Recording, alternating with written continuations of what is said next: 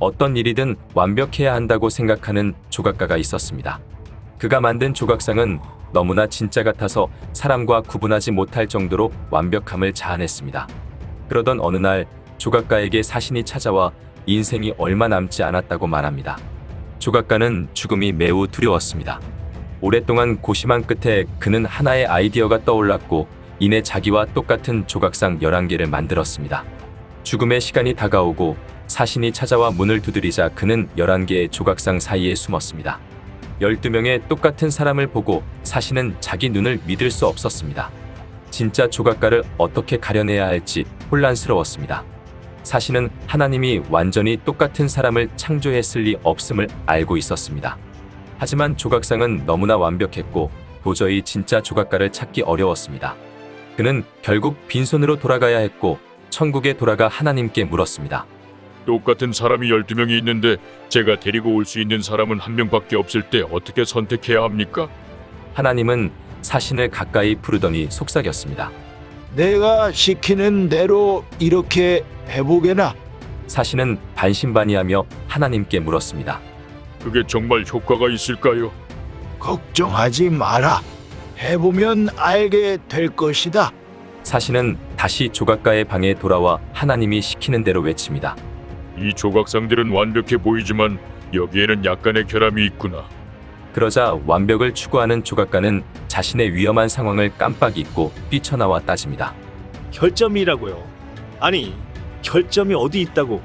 하하, 드디어 잡았다. 너무 완벽하다는 것이 곧 결점이다. 세상은 물론 천국에도 완벽한 것은 없다. 이제 가자. 죽을 때가 되었구나. 사람들은 완벽한 경지에 도달하기를 원합니다. 이러한 삶의 자세는 자아 실현 과정에서의 원동력이 됩니다. 하지만 세상에는 완벽한 것이 없으며 사람도 예외가 아닙니다.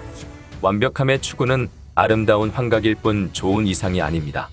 세상에는 완벽이란 게 존재하지 않는데 무엇 때문에 여기에 집착해야 합니까? 완벽을 바라면서 어떻게 자유분방하게 살 수 있을까요? 한 가지 일에 지나친 완벽을 기하면 결국 아름다움과 자연스러움을 잃어버리게 됩니다. 결국 완벽에 대한 지나친 욕구가 오히려 아름다움을 잃어버리게 하는 것입니다. 팔이 부러진 비너스는 사람들의 상상력을 자극시킵니다. 결점을 가진 아름다움이라는 아쉬움은 있지만 사라진 팔 때문에 비너스는 가장 아름다운 조각품 중 하나가 되었습니다. 사람들은 진흙 위에 핀 수련을 보며 그 고결함과는 어울리지 않는다고 탄식합니다. 그러나 진흙이 없으면 수련의 고결함과 아름다움은 발할 수 없습니다. 또 중국에는 물이 너무 맑으면 고기가 없고 사람이 너무 각박하면 친구가 없다라는 옛 교훈도 있습니다. 이렇듯 결함과 아름다움이 공존할 때 결함은 이점이 되고 없어서는 안 될 원동력으로 작용합니다. 완벽주의자들은 진짜 세상의 원칙을 무시하고 완벽 그 자체를 가장 높은 이상으로 착각합니다. 그러나 이 완벽 추구가 심리적 불균형을 가져오고 엄청난 정신적 스트레스를 부릅니다. 완벽을 얻으려다 오히려 값진 것을 잃어버리게 됩니다. 하버드 대학교의 탈벤 샤르 교수는 뛰어난 것을 추구하되 완벽주의자가 되지 말라고 가르칩니다. 완벽주의자는 결국 자신이 이룬 것조차도 부정하게 됩니다. 가진 것은 많지만 행복하지 않은 사람을 보면 알 수 있습니다. 만약 당신이 완벽한 인생을 가지길 원한다면 반드시 실망하고 좌절할 것입니다. 현실에서 결코 이루어질 수 없는 일이기 때문이지요. 책 하버드 지혜 수업은 하버드 대학교 출신으로 성공한 사람들의 인생에 대한 깨달음과 지혜들을 정리하여 모아놓은 책입니다. 하버드 대학교는 지적 능력뿐 아니라 감성 지능을 높이는 데도 초점을 맞춰 진리와 아름다움의 의미를 충분히 터득하게 한다고 합니다.